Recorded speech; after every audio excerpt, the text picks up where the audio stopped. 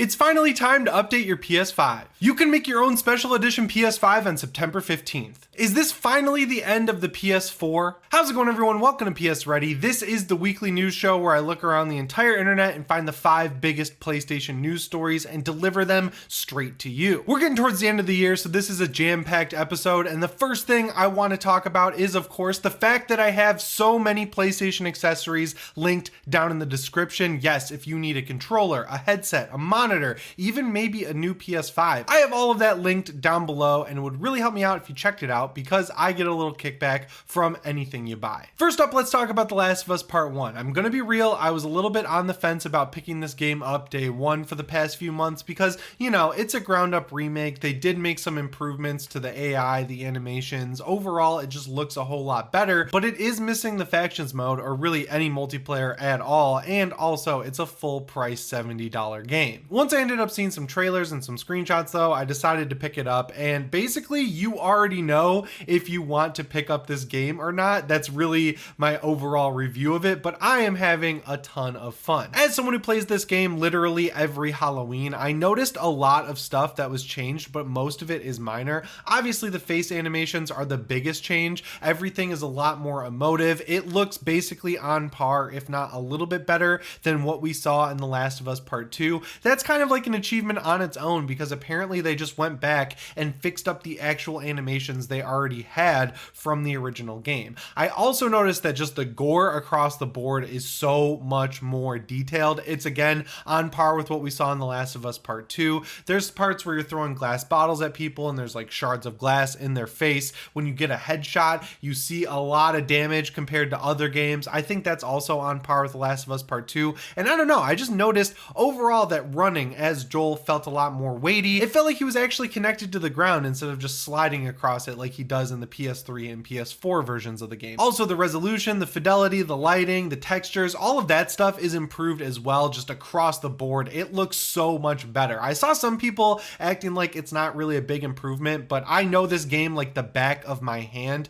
and even just having it in my head as recently as from a year ago, I was like, oh, this is a huge improvement in just the graphics department as a whole. There's one screenshot I took during the beginning of the game that does the thing where it tricks your brain into thinking it's actually a photograph. I'm also happy to say that the shooting seems to be just minorly tweaked a little bit to be more on par with The Last of Us Part 2. Uncharted 4 is where Naughty Dog hit their stride with gun combat, and that only improved for The Last of Us Part 2, and this is pretty dang close to The Last of Us Part 2, but there's still that annoying thing where sometimes you'll have the little circle, like the reticle for your pistol, over someone's head, and you'll shoot and you'll see the bullet just go like right by their head, and I don't know what that is. Maybe it's because like the range of the circle is farther than the person is in relation to you. I don't really know. That's just a kind of annoying aspect of the shooting in The Last of Us, and that remains kind of unchanged. I did notice it happening less than I'm used to, but seeing that, I was like, come on, they gotta figure that out, because as far as I remember, it didn't really happen to me in The Last of Us Part 2. I'm about halfway through the game. All the footage I'm showing is from the beginning of it. If you've never played it, this is the version to play, bar none. Like, you should not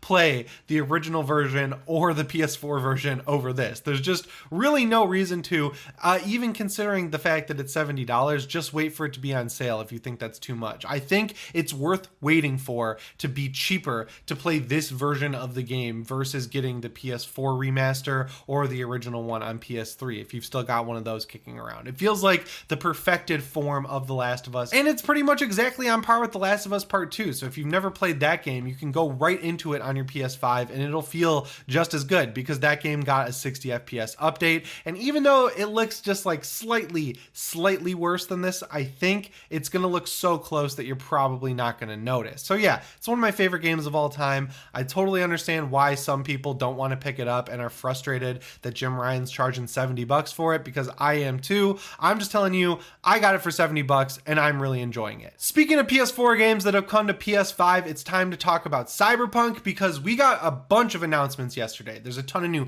Edge Runner DLC in the game, to the point where if you can see stuff in the show that kind of reminds you of a location in the game and you see an item in the show on Netflix, you can go to that location in the game and pick that item up. Apparently there's also some new fixer jobs, but some of the cooler things I saw that they added was full cross save. So my original save for this game is on PC. I was playing it between PC and Steam Deck. I went and picked up up the PS4 version for $10 because it's on sale right now, so I can transfer my save back and forth from my PS5, because why not? They also announced the first expansion from the game, in which V is going to work with the new United States of America, which seems like a cool faction. Keanu Reeves is coming back to voice that character for this expansion. It's coming out in 2023, but I kind of noticed that in the trailer where they're showing all the numbers that kind of settle on 2023, you see the number 2 a lot, and it kind of lines up with where the month would be, so I'm guessing we'll have this next February. The most interesting thing about it, though, is definitely that it's not coming to PS4 or Xbox One. They're throwing their hands up. They're saying this is a next-gen game,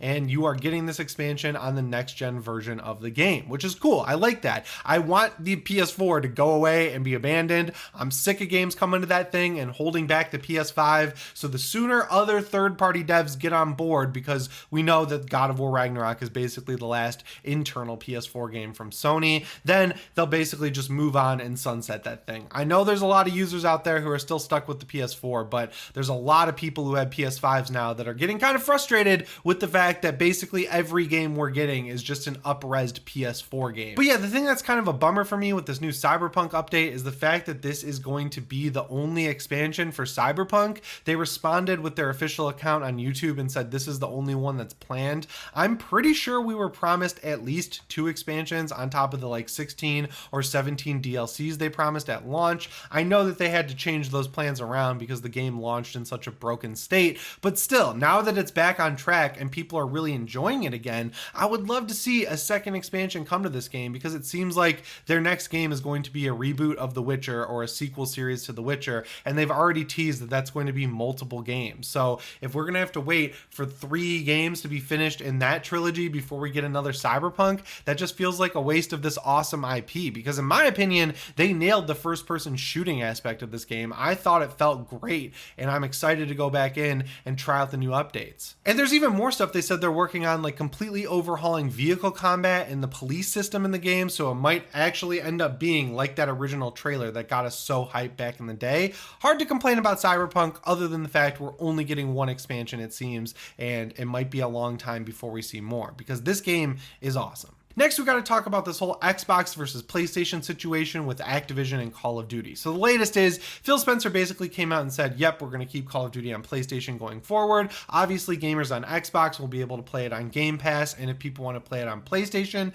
they can pay $70 or $60, whatever Microsoft decides to price it as. He went as far as to write a letter on the Xbox website because the UK was looking into this whole thing again, which makes sense because PlayStation is pretty big in UK, and they were like, well, this seems like you could be hurting PlayStation pretty massively by taking one of the biggest games, if not the biggest game franchise, out of that ecosystem. And Phil Spencer wrote his whole letter, and then Jim Ryan just basically came out and said, yeah, this wasn't supposed to be public, but Phil Spencer keeps talking about it, so I'm just going to let you guys know that in the letter he wrote me, he said we're only going to keep Call of Duty on PlayStation for 3 years past the contractual obligation. So doing some simple math, that means 6 more years of Call of Duty on PlayStation, which, considering the fact that this is an annualized franchise, even though there are rumors it's going to not be in the future, that's 6 games. But after that, all bets are off. We could totally lose Call of Duty on PlayStation, and I don't know, this is just really rubbing me the wrong way. I didn't really care about Bethesda all of that much, mainly because I play most of those games on PC in the first place,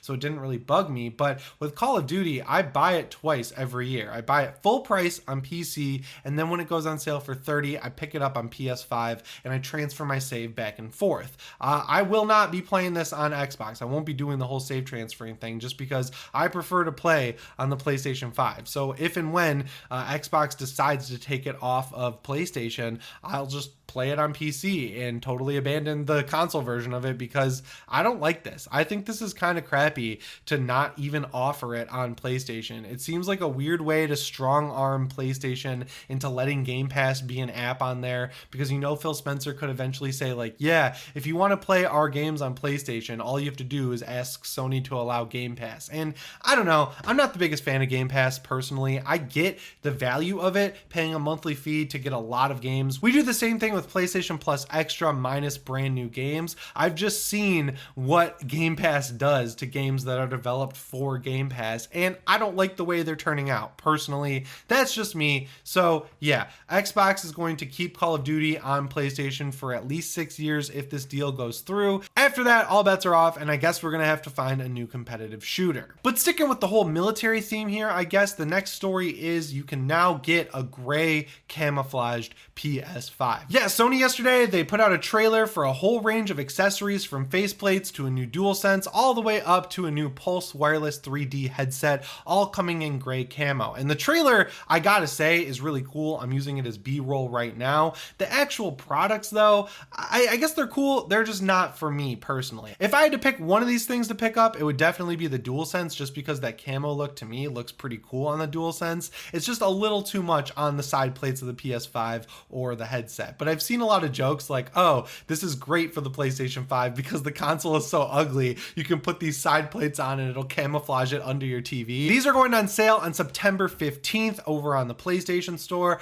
They seem to ship pretty quickly once you actually get your order in, and I would guess we'll start seeing stuff like this in Best Buy or Amazon or Target pretty soon. I'm just kind of surprised here because I thought with that whole teardown we just did of the new PS5 that was released in Australia and will presumably be released around the world, the actual motherboard in there is basically a PS5 Slim motherboard. They cut it more than in half and reorganized a lot of the parts on that motherboard to fit in that half-sized little motherboard, to the point where the actual chassis of the PS5 had to be completely redone to support this new motherboard. Like, there's a lot of supports in there so it doesn't move around when you move the PS5 around. So if you want to pick one of those up and you're like, man, that white faceplate and white DualSense combo is just terrible, I need to pick up a camo set, you can get those over on the PlayStation Store, and I'll do my best as soon as they're live to have them also linked down in the description. And the final new update I have for you guys today is that the new update for your PS5 is available now. Yes, I've been beta testing this for a few weeks now. It's a great update. It brings along 1440p support, but my favorite